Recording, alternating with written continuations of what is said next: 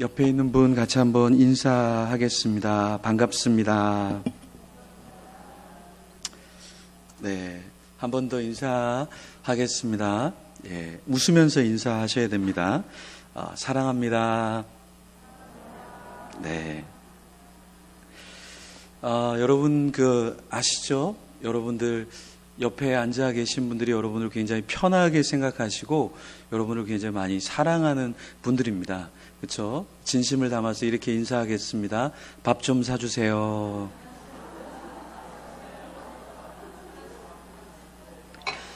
네, 바쁘면 돈으로 주세요. 네.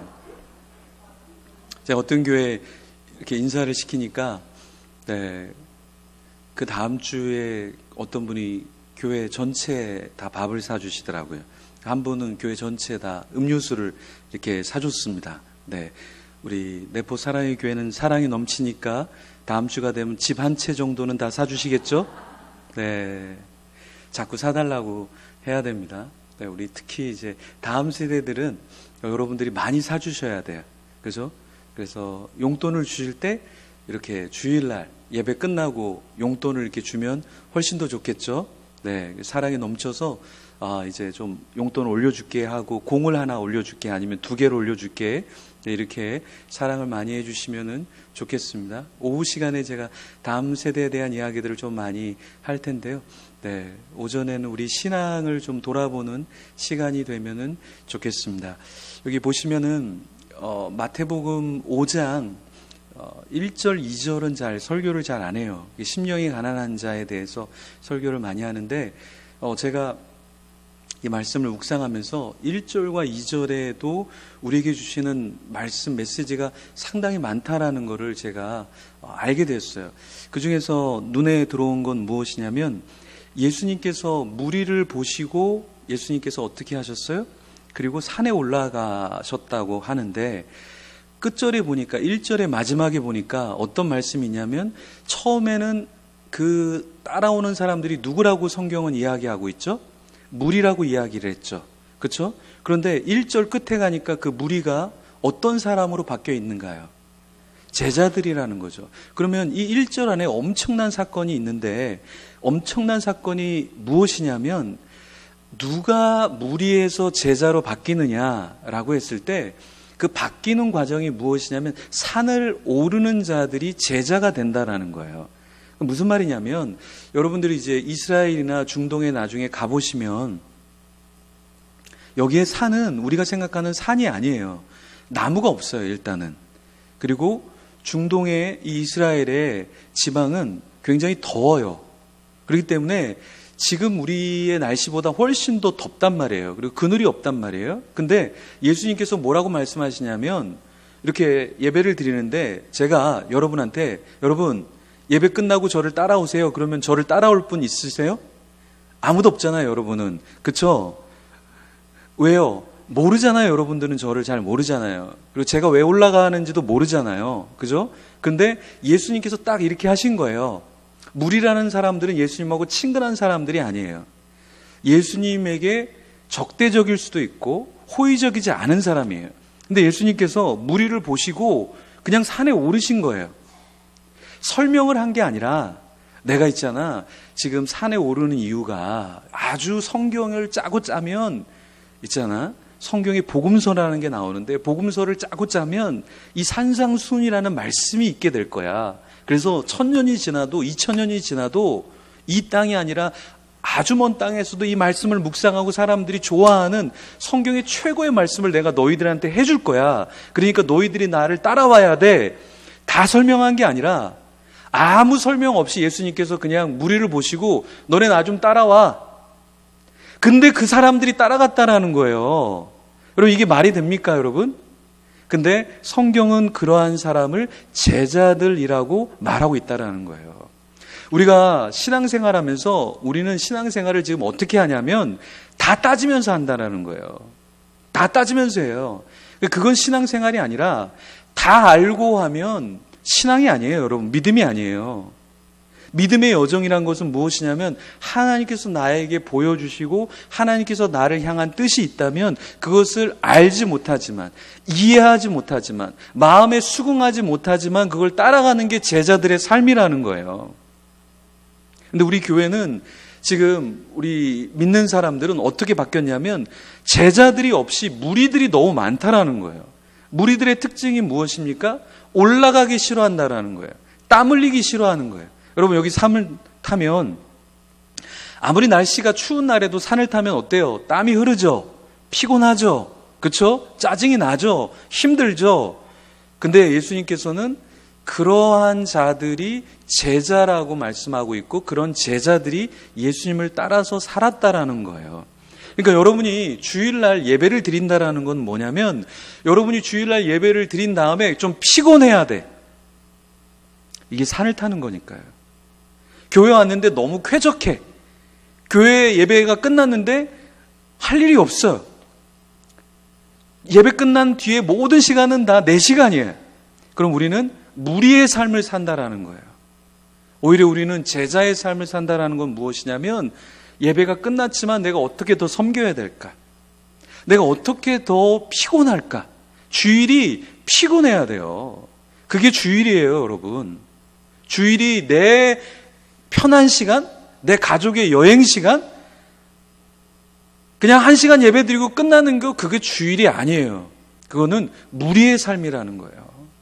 그래서 여러분들이 신앙생활 하실 때 교회에서 이해가 안 되죠? 근데 그 이해가 안 되는데 따라가세요. 왠지 아세요? 제자도의 마지막이 무엇이냐면 순종이에요, 순종. 제자도의 마지막은 무엇이냐면 순종이라는 거예요. 근데 우리는 순종을 못해요.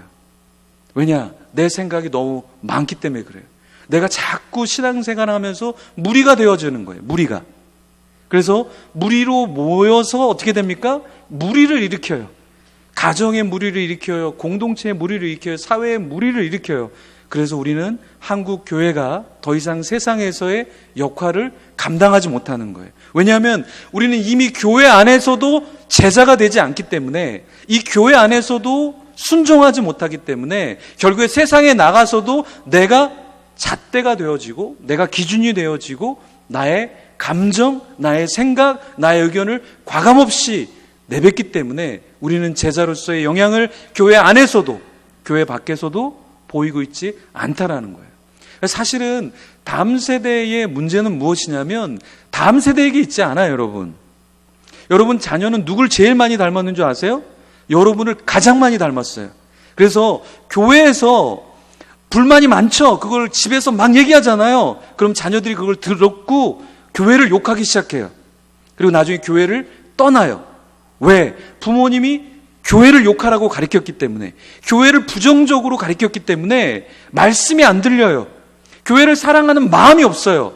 그러니까 교회를 쉽게 떠나는 거예요. 그렇게 쉽게 떠난 사람들이 나중에 공동체를 이루면 그 교회를 정말 열심히 사랑할 것 같아요, 여러분? 아니에요. 누구보다 처절하게 비판하기 시작하고 부정적이기 시작하고 앞장서서 하나님이 원치 않는 무리의 삶을 살기 시작한다라는 거예요. 그래서 우리 한국교회의 문제는 무엇이냐면 이 제자의 모습을 우리 삶으로 우리가 보여주지 못했고 또한 가정에서 보여주지 못했고 이 공동체 안에서 보여주지 않았기 때문에 우리 한국교회에는 위기가 왔다라는 거예요. 그래서 우리가 생각하실 때 여러분이 각자가 타야 되는 산이 필요하다는 거예요. 이 교회가 교육관을 짓고 있죠? 그러면 교육관을 짓고 있으면 여러분 교회가 편할까요? 불편하고 힘들까요? 힘들죠. 그죠? 하지만 교회는 힘들어야 된다. 교회가 너무 안정적이다. 교회가 너무 편하다. 그건 교회가 아니에요. 그거는 기업이지 교회가 아니에요. 교회는 피곤해야 돼. 힘들어야 돼. 그죠? 왜요? 그 주님을 따라가기 위해서. 하지만 그게 교회의 유익이 아니라 섬기기 위해서, 다음 세대를 위해서 뭔가 한다 그러면 우리 교회는 불편해야 돼. 여러분이 다 불편해야 돼. 여러분 교회 우리 어른들 지금 여기 예배당에 있고 온라인으로 오신 분들이 다 불편해야 돼. 그래야 여러분의 교회의 다음 세대는 살아나는 거예요. 예를 들어서 여러분 우리가 집에서 아이를 키우는데 내가 10% 줄 테니까 네가 90% 알아서 해결해. 그러면 자녀가 와, 우리 집은 굉장히 좋은 가정이구나 이렇게 생각할 자녀가 있을까요? 없죠. 왜? 우리는 자녀를 키울 때 어떻게 해요? 대부분 다 주잖아요. 50%, 60% 우리 재정을 다 쓰잖아요. 자녀들한테. 그죠? 교회도 마찬가지예요. 교회가 다음 세대에 투자하고 하는데 우리는 쓸 게 없네. 그게 맞는 거예요. 그게 교회예요, 여러분. 오늘 제 아내가 저한테 요플레를 먹으라 그러더라고요. 오늘 아내가 저한테 우유를 먹으라 그러더라고요. 우유를 아이들이 먹어야 되는데 우유를 마시라 그래서 우유를 마시니까 아내가 하루 이틀 지난 거라 괜찮다고, 죽지 않는다고 저보고 먹으라는 거예요. 그래서 지금까지 살아있기 때문에 그 말이 맞긴 맞아요. 근데 뭔가 기분이 안 좋더라고요. 어느 날은 요플레는 정말 잘 안 주는데 저한테 요플레를 먹으라는 거예요. 그래서 너무 열심히 먹었죠. 그러니까 아내가 4, 5일 지난 거라고. 어차피 이렇게 우유가 발효되면 또 요플레가 되고 요플레가 발효되면 치즈가 되는 거라고, 몸에 좋은 거라고 먹으라 그러더라고요.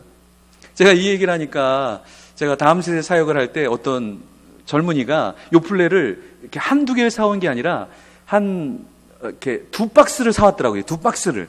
그래서 얼마나 행복한지 몰라요. 예.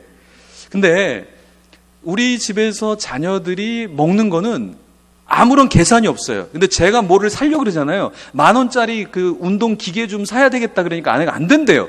어차피 당신 사봤자 며칠하고 안 되기 때문에 스스로 혼자 운동한 뒤에 통과가 되면 그 다음에 10,000원짜리 뭐 나온 거를 사겠다고 하더라고요. 아직까지 못 샀어요. 여러분, 우리 가정에서 다음 세대 그러면 어때요? 네, 다음 세대가 우선이잖아요. 교회도 불편해야 돼. 힘들어야 돼. 그게 맞는 거예요. 그게 교회인 거예요. 우리를 위한 투자가 아니라 다음 세대를 위한 투자들이 있어야 된다. 두 번째, 예수님께서 2절 말씀에 뭐라고 말씀하시냐면 2절 말씀에 보면은 입을 열어 가르쳐 이르시되 이렇게 말씀하는데, 성경은 중요한 것은 꼭 적어요. 중요하지 않는 거는 다 기록하지 않거나 정말 언급만, 살짝 이름만 언급하고 지나가요. 예를 들어서 성경에 얼마나 많은 지명과 인명 많아요. 그죠? 근데 거기서 살짝 언급되잖아요. 그죠? 근데 여기에는 예수님께서 입을 열어 가르쳐 이르시되 이게 뭐가 중요하길래 이거를 적었을까? 이 말은 예수님께서 입을 열어서 가르치셨다라는 말은 우리가 예수님이 입을 열어서 가르치는 것을 들을 필요가 있다. 들어야 한다라는 말씀이에요. 여러분이 최근에 하나님께서 여러분에게 주신 말씀은 무엇입니까? 그러니까 주일만 여기 와서 여러분이 말씀을 듣는 게 아니라 여러분이 하나님께서 주시는 말씀은 무엇인가요? 그 말씀을 여러분들이 들어야 된다는 거예요. 목사님이 어제 연락이 오셔서 같이 이야기하면서 목사님 오늘 올 때 누구랑 같이 오세요? 그래서 제가 예, 성령님하고 제가 같이 내려갑니다. 이렇게 얘기했어요. 운전하면서 여러분 뭐 하겠습니까? 성령님하고 같이 교제하면서 나에게 주시는 말씀은 무엇일까? 내가 어떻게 말씀을 온전하게 전해야 될까? 그런 고민을 하는 거죠, 목회자가. 여러분들은 주일날 한 번 여기 와서 예배를 드리는 것으로 예배가 끝이다. 그러면 여러분의 영은 살아있지 못해요. 원래 죽어있는 사람은 느끼지 못해. 살아있는 사람은 굉장히 배가 고파요. 그죠? 살아있는 사람은 여러분 하루를 여러분 금식해 보세요. 살 수 있나? 그죠? 금식은 안 되고 치킨이 떠오르고 피자가 떠오르고 아이스크림이 떠오르고 순대가 떠오르고 막 이런 게 막 왔다 갔다 하죠. 살아있기 때문에 배고픔을 느끼기 때문에 그런 거잖아요. 영적으로도 여러분이 일주일에 한 번만 말씀을 듣는다. 한 번만 말씀을 핀다. 그럼 여러분들은 종교 생활을 하는 거예요. 절대 신앙생활이 될 수가 없어요. 일주일에 밥 한 번 먹고 여러분 계속 365일을 살아보세요. 그게 사람으로서 체력적으로 감당할 수 있는가? 안 돼요. 예수님께서 입을 열어 가르쳐 이르시되 이라는 말은 우리가 예수님의 말씀을 배워야 한다라는 거예요. 이 말씀을 배우는 자가 그 다음에 3절에 나오는 심령이 가난한 자가 된다라는 말이에요. 어떻게 우리 마음이 심령이 가난해지는가? 하나님의 말씀을 들어야 내가 교만하구나, 욕심이 많구나, 내가 부정적이구나, 내가 비판적이구나, 내가 우울하구나, 이게 느껴지기 시작하는 거예요. 그러면서 우리는 심령이 가난한 자의 삶을 내가 스스로 살려고 하는 것이 아니라 사라지는 거예요. 그래서 신앙은 수동태예요. 수동태. 여러분이 예배드리러 오기 전에는 가정에서 안 좋은 일이 있을 수도 있어요. 감정이 안 좋을 수도 있어요. 그런데 예배를 드리면 어떻게 돼요? 내가 죽어지잖아요. 죽어지죠? 그럼 죽어지면 어때요? 아름다워지잖아요. 냄새가 나지 않잖아요. 그죠? 그럼 어떻게 됩니까, 여러분? 내 안에 하늘이 주는 평안이 있어요. 평화가 있어요. 신앙은 뭐냐면 세상이 줄 수 없는 평화를 여러분들이 느끼고 가는 거예요. 건물이 좋네. 목사님 설교 좀 하네. 그게 중요한 게 아니라 내 마음속에 하나님이 주시는 평화, 하나님이 나에게 주시는 도전, 그걸 받고 가는 게 무엇이냐? 심령이 가난한 자가 된다라는 거예요. 그래서 심령이 가난한 자는 이 2절에 입을 열어 가르쳐 이르시되, 그 입을 열어 가르치시는 주님의 말씀이 나에게 끊임없이 다가와야 돼. 그것이 없다면 우리는 절대 심령이 가난한 자가 될 수 없다라는 거예요.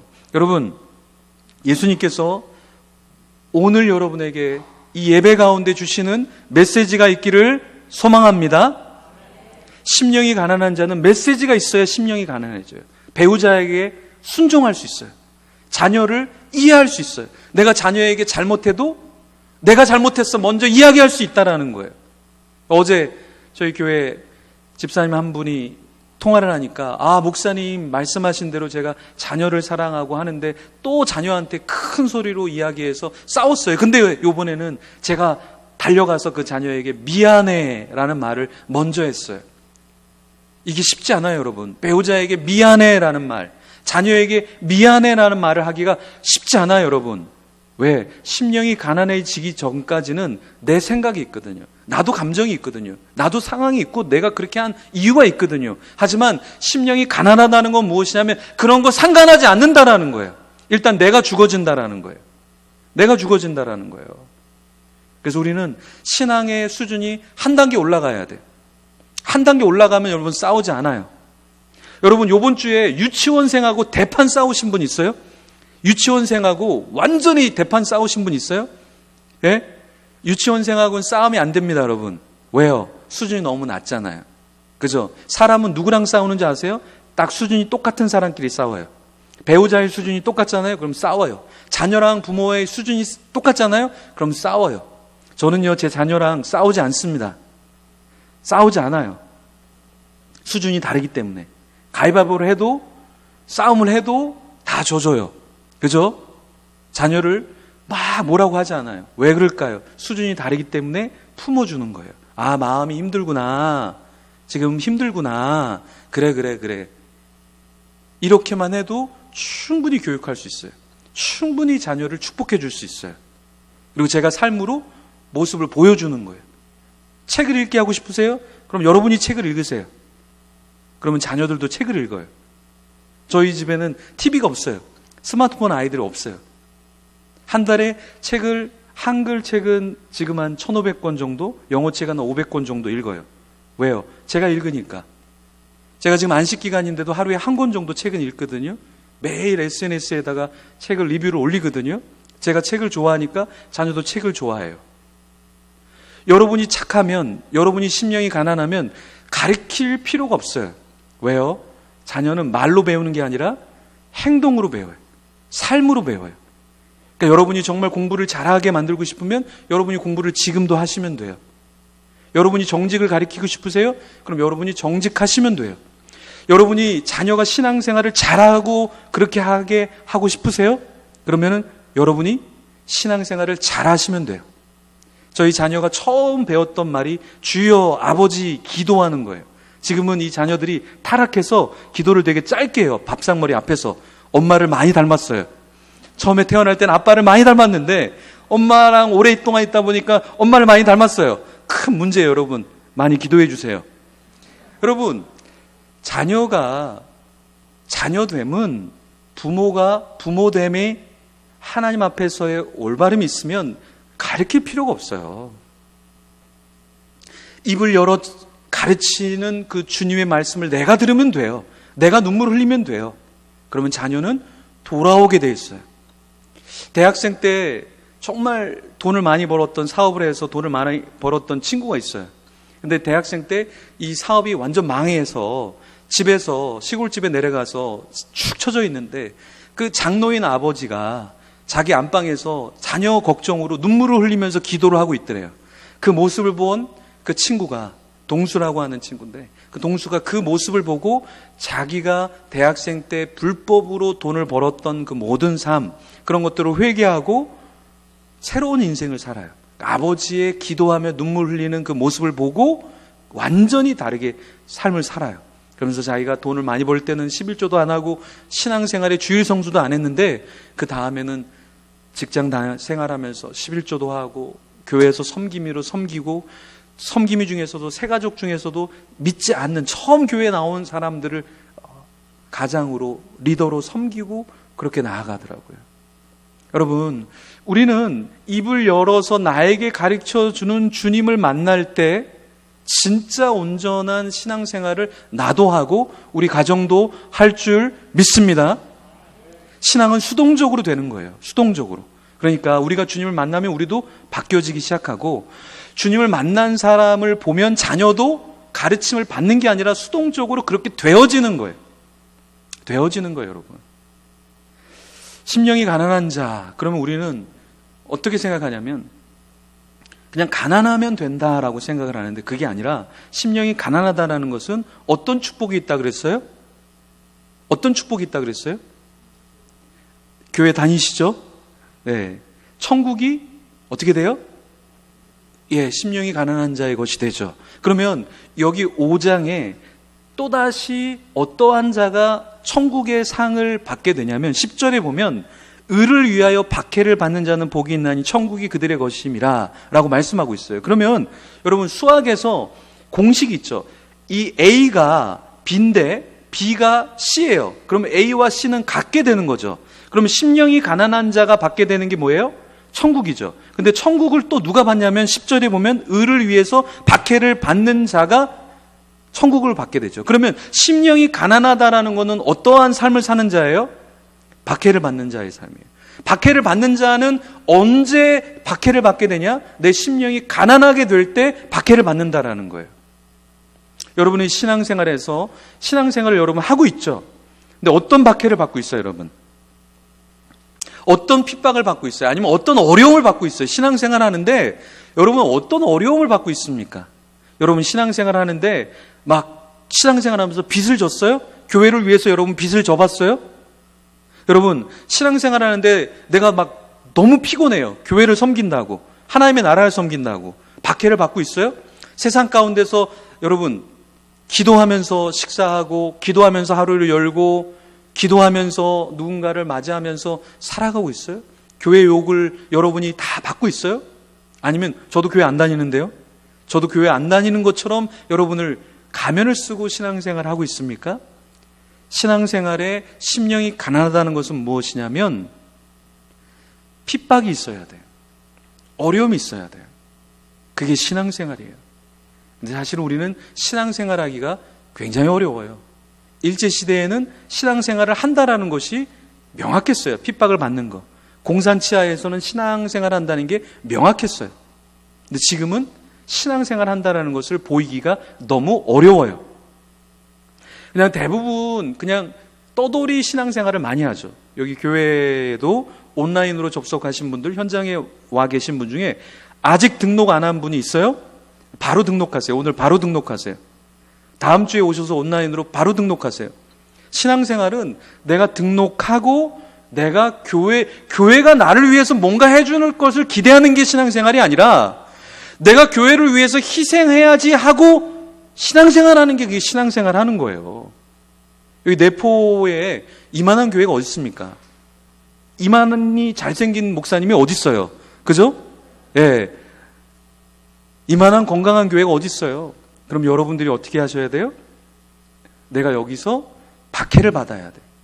그러니까 핍박을 받아야 돼. 내가 여기서 좀 피곤해야 돼. 내가 여기서 좀 힘들어야 돼. 여러분 여기서 눈물을 좀 흘리세요. 오해를 좀 받아서 눈물을 좀 흘려보세요. 대부분 요즘 신앙생활하는 사람은 오해를 받잖아요. 그럼 떠나. 내가 좀 인정을 못 받잖아요. 그럼 떠나. 그 신앙생활 아니에요. 핍박을 받아야 돼. 교회 안에서도 핍박을 좀 받아보세요. 왜 이렇게 기도를 많이 하세요? 왜 이렇게 여러분 전도를 많이 하세요? 너무 열심히 하다 보면 교회 안에서도 핍박이 있어요, 여러분. 여러분이 그런 핍박을 좀 받아보셔야 돼요. 지금 이 시대에는 기적을 경험할 수 없다. 기적을 경험하는 성도들이 거의 없어요. 왠지 아세요? 기적을 경험하기 위해서는 기꺼이 지금 시대의 흐름과 반대되는 혹은 일치하지 않는 삶을 살아야 되거든요. 그래서 당신 광신자 아니야? 당신 너무한 거 아니야?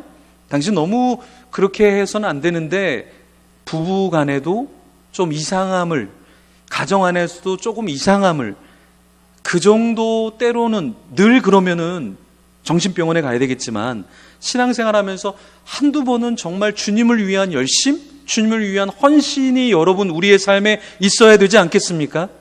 그게 심령이 가난한 자는 의를 위해서 박해를 받을 수밖에 없다라는 거예요. 주님께서 심령이 가난하다는 건 무엇이라고 우리에게 말씀하시냐면 사실은 서기관과 바리새인, 그 당시의 서기관과 바리새인과는 다른 신앙의 삶을 우리가 살아야 된다라는 거예요. 그러면 서기관과 바리새인의 삶은 무엇이냐면 20절에 내가 너에게 이르노니 너희 의가 서기관과 바리새인보다 더 낫지 못하면 결코 천국에 들어가지 못하리라. 이 서기관과 바리새인들이 뭘 했습니까? 서기관들은 늘 말씀을 적었어요. 말씀을 적어서 그것을 나눴어요. 바리새인들은 율법을 지키려고 했어요. 그 조항들 하나를 다 지키려고 했어요. 그래서 10의 1조를 그냥 10의 1조가 아니라 모든 것의 10의 1조를 다 하나님께 드렸어요. 금식을 했어요. 길거리지만 길거리에 서서 기도를 했어요. 근데 예수님께서 뭐라고 말씀하시냐면 너네가 신앙생활 하려면 너네가 욕하는 바리새인 서기관보다는 너네가 더 종교적으로라도 위에 있어야 돼. 그게 심령이 가난한 자의 삶이야. 우린 심령이 가난하다 그러니까 이것도 안 해, 저것도 안 해, 그냥 조용히만 있으면 돼. 조용히만 있으면 돼. 죽어 지내면 돼. 그게 아니라 주님은 죽어 지내는 게 아니라 제가 핍박받겠습니다. 제가 고통을 당하겠습니다. 거기 부서가 어려워요? 제가 헌신하겠습니다. 이게 심령이 가난한 자의 삶이라는 거예요. 여러분, 우리가 생각할 때 서기관, 바리새인들은 종교주의자들이었고 별반 우리에게 있어서 좋게 보이지 않아요. 근데 그걸 넘어서라는 거예요. 여러분 교회 안에서도 여러분이 볼 때는 아유 저 집사, 저 권사, 아유 저 성도 저렇게 믿어서는 안 되지 이렇게 생각할 수 있어요. 근데 그런 사람들이 갖고 있는 종교성, 어떤 신앙의 어떤 모습을 여러분들이 넘어서려고 해야 돼요. 그렇지 않으면은 똑같은 종교인이 내가 된다라는 거예요. 제가 그림을 하나 보여드릴게요. 이거는 보시라는 사람이 그린 그림이에요. 혹시 준비가 돼 있을까요? 네. 띄워주시고요. 이거는 16세기에 그린 그림이에요. 보시가. 이 그림은 그 당시 미켈란젤로, 레오나르도 다빈치, 라파엘로 이런 뛰어난 그림의 사람들의 그림은 그냥 천사가 나타나거나 성모 마리아 상이나 이런 걸 그렸는데 이 16세기에 보시는 벨기에의 화가는 이런 그림을 그렸어요. 근데 이 그림의 특징을 보면 어때요? 그 당시엔 절대 그려지지 않는 그림을 그 당시 21세기나 돼서야 그릴 수 있는 그림을 그렸죠. 여기 보면 십자가가 있어요. 근데 십자가에 누가 십자가를 지고 있을까요? 예수님만 십자가를 지고 있어요. 그리고 그 주위에 유대인들, 군인들, 노예들 이런 사람들은 다 탐욕의 얼굴을 하고 있어요. 여러분, 예수님만 십자가를 지고 있어요. 이 내포 사랑의 교회에서는 누가 십자가를 지고 있을까요? 예수님만 십자가를 지고 계십니까? 아니면 여러분이 십자가를 지고 있습니까? 그래서 여러분의 의가 서기관과 바리새인보다 더 뛰어난 의, 그래서 10의 1을 하나님께 온전히 드리고 여러분이 드려야 할 헌신을 온전히 드리고 드려야 될 예배를 잠깐 접속해서 나 오늘 접속했어 엄마, 나 접속했어 아빠, 여보 나 접속했어 이 정도의 신앙생활인지 아니면 예배에 접속하기 전에 예배 오기 전에 좀 더 일찍 옵시다 여러분. 우리는 좀 더 일찍 와서 기도합시다. 여러분 코로나 때 못 모인다 그러는데 못 모이지 않아요 여러분. 조금 더 일찍 오세요. 예배 드릴 때 좀 더 일찍 오세요. 5분만이라도 좀 일찍 오세요. 그리고 기도하세요.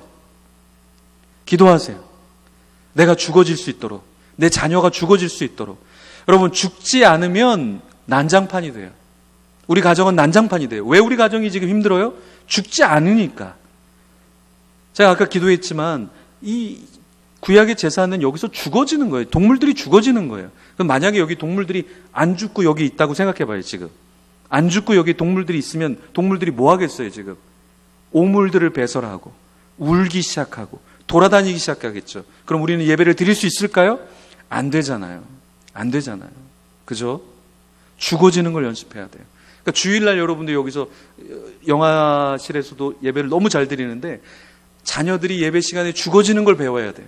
예배 시간이니까 뛰어놀아, 예배 시간이니까 과자 먹어, 예배 시간이니까 그래 어차피 설교 듣지도 않는 거 네 맘대로 해. 그럼 나중에 어떻게 돼요? 맘대로 사는 거예요.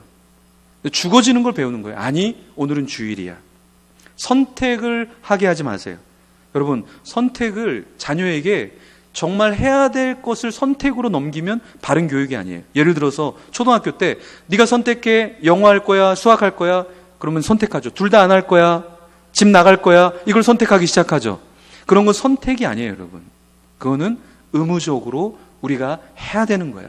하다가 안 되면 어쩔 수 없지만 그래도 해야 되는 거예요. 예배도 마찬가지예요. 선택이 아니에요, 여러분. 의무예요. 여러분들이 5분 전에, 10분 전에, 15분 전에, 20분 전에, 30분 전에 먼저 가세요. 먼저. 그래서 기도하세요. 그런 가정이 나중에 완전히 달라집니다. 아이들이 달라져요. 공부하란 말 하지 않아도 돼요. 이야기하지 않아도 알아서 해요. 알아서. 가정이 회복되기 시작해요. 언제요? 부모의 말이 많아지는 것은 잔소리예요.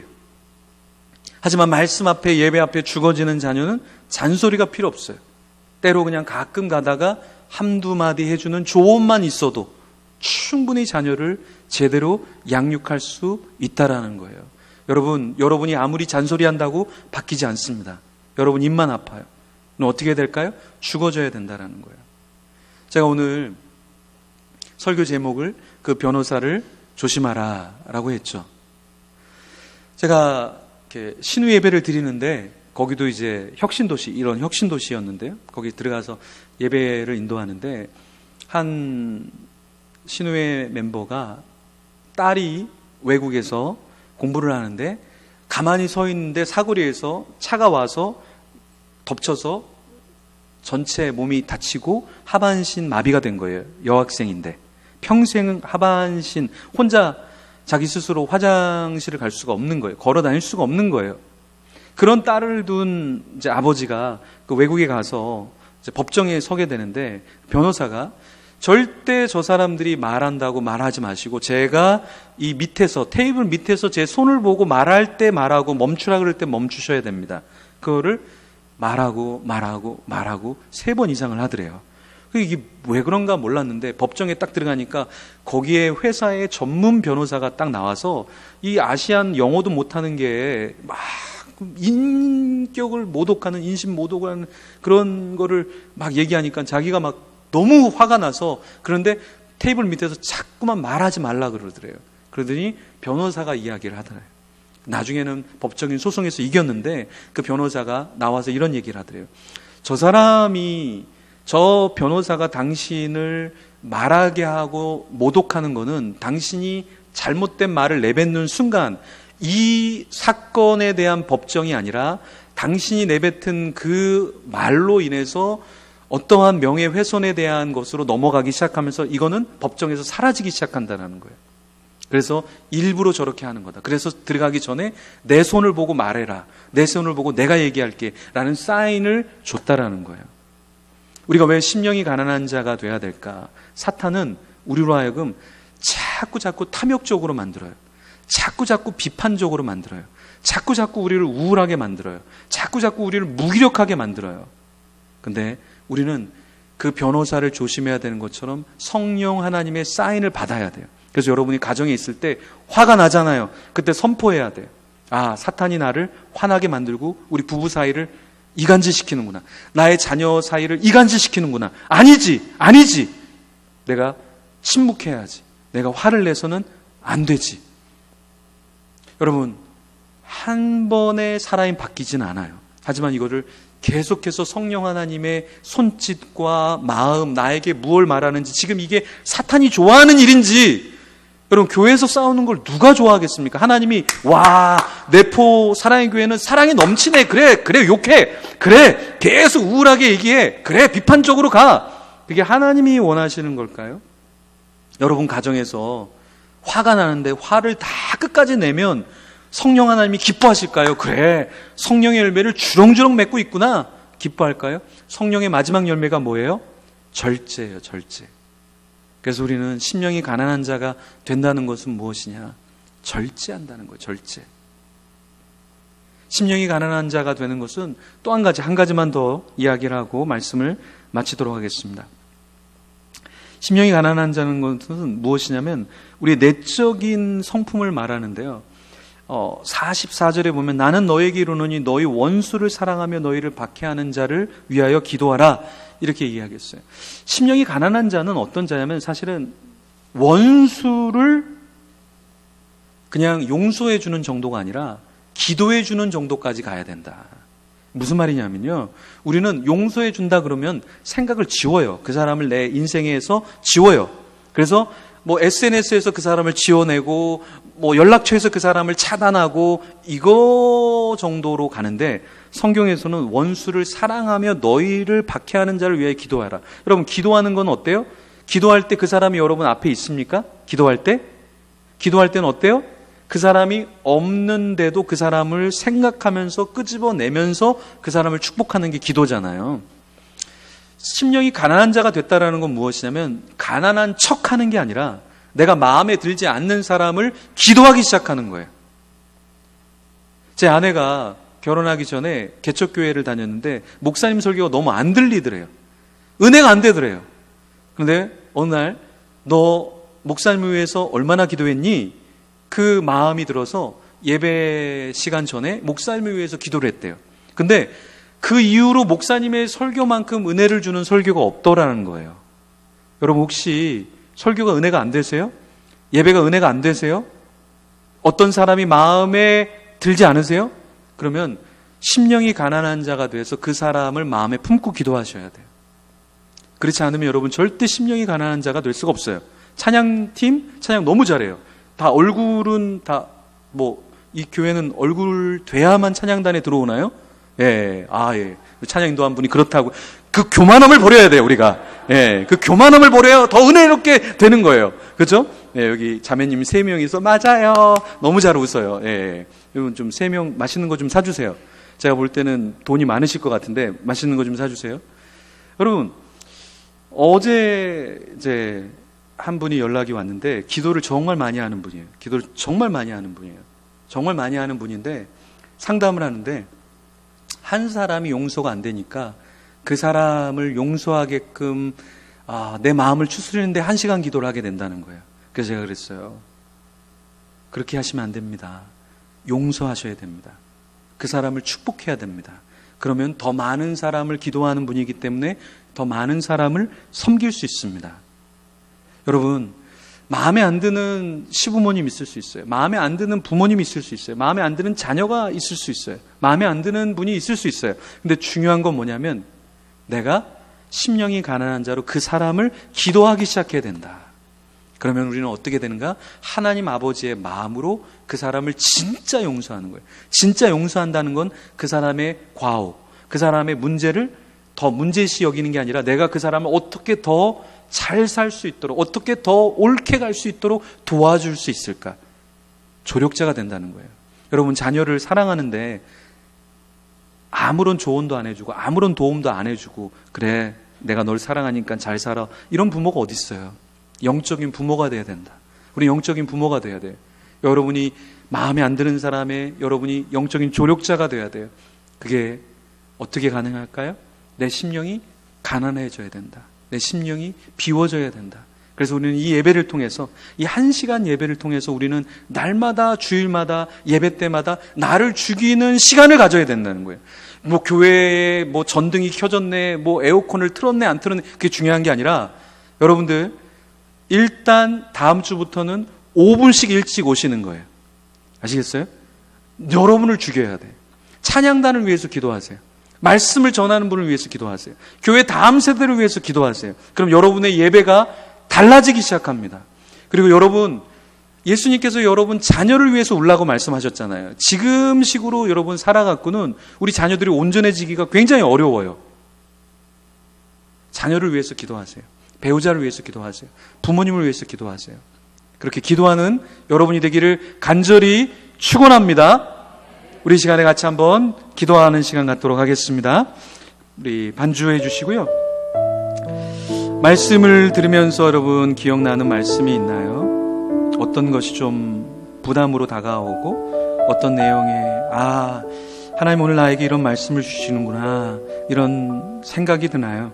여러분 이 시간에 우리 같이 한번 기도할 때 하나님 심령이 가난한 자가 되게 하여 주시옵소서. 믿음의 산을 타게 하여 주시옵소서. 나에게 말씀하여 주시옵소서. 의를 위하여 핍박을 받게 허락하여 주시옵고 서기관과 바리새인보다 더 나은 믿음의 생활을 할 수 있게 허락하여 주시옵소서. 용서하여 주시옵소서. 용서하게 하여 주시옵소서. 우리 주 한번 외치며 기도하며 주 앞에 나갑니다. 주여 아버지 하나님 감사합니다. 우리를 오늘 예배로 초청하여 주시옵고 우리가 주 앞에 다시 한번 다짐하며 우리 자신을 돌아볼 수 있도록 하여 주시니 감사합니다. 심령이 가난한 자가 되게 하여 주시옵소서. 산을 타는 자가 되게 하여 주시옵소서. 아버지 하나님의 말씀을 듣는 자가 되게 하여 주옵소서. 나의 말을 쏟아내는 자가 아니라 하나님의 음성을 듣는 자가 되게 하여 주시옵소서. 아버지 하나님 용서하게 하여 주시옵소서. 하나님 의를 위하여 핍박을 받게 허락하여 주시옵소서. 나의 가정이 온전해지게 허락하여 주시옵고 우리의 교회가 온전해지게 허락하여 주시옵고 내가 섬기는 아버지 하나님의 곳곳들이 나를 통하여서 심령이 가난한 거로 주님 나를 통하여서 축복을 받게 허락하여 주시옵소서. 종교생활하는 자가 되지 않게 허락하여 주시옵고 믿음의 삶을 사는 자가 되게 하여 주시옵소서. 이 주일이 나의 날이 아니라 하나님의 날임을 고백하게 허락하여 주시옵소서. 주님 감사합니다. 하나님 감사합니다. 말씀하여 주시옵소서. 이 예배 시간이 나의 생각을 펼치는 시간이 아니라 하나님의 생각으로 나이가 죽어지는 시간 되게 하여 주시옵소서. 우리 가정이 천국이 되게 허락하여 주시옵소서.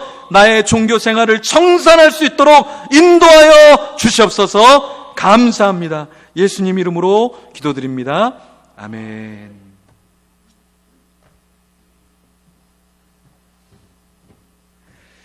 예, 우리 목사님 감사하다고 박수 한번 하실까요? 예, 감사합니다. 우리 단기 자리에 일어나셔서 화성의 찬양 내 마음의 주를 향한 사랑이 이렇게 찬양하시고요. 김혜영 목사님 나오셔서 축도해 주심으로 우리 예배를 마치도록 하겠습니다.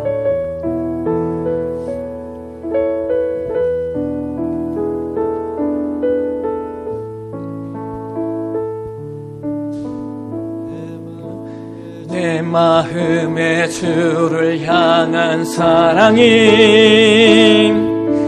나의 말엔 주가 주시지래로 나의 눈에 주의 눈물 채워주소서.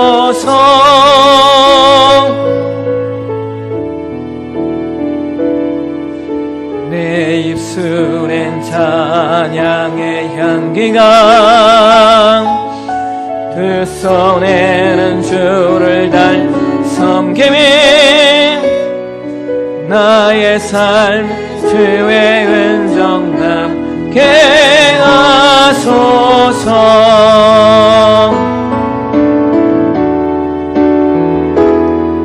하나님의 사랑이 영원히 함께하리.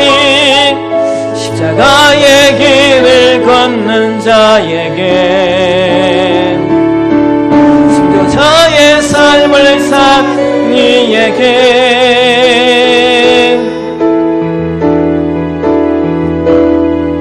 조롱하는 소리와 세상 유혹 속에도 주의 순결한 신부가 되리라.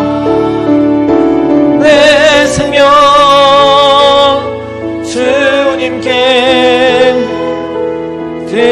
하나님의 사랑이 영원히 함께하리. 하나님의 사랑이 영원히 함께하리. 십자가의 길을 걷는 자에게, 순교자의 삶을 사는 이에게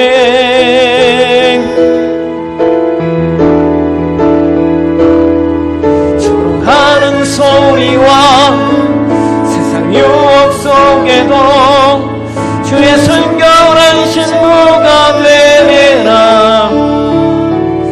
내 생명 주님께 드리니. 주 예수 그리스도의 은혜와 그 크신 다함없는 하나님의 사랑과 성령 하나님의 교제 교통 위로 충만 영적인 잠을 깨우시는 역사가 오늘 예배를 드리며 주님, 제가 심령이 가난한 자가 되기를 소원합니다. 결단하는 자와 내포 사랑의 교회와 지금도 선교 현장에서 모든 것을 내어놓고 영혼을 하나님 앞에 돌려드리기 위해 애쓰는 선교사님들 머리 위에 지금부터 영원토록 있을지어다. 아멘.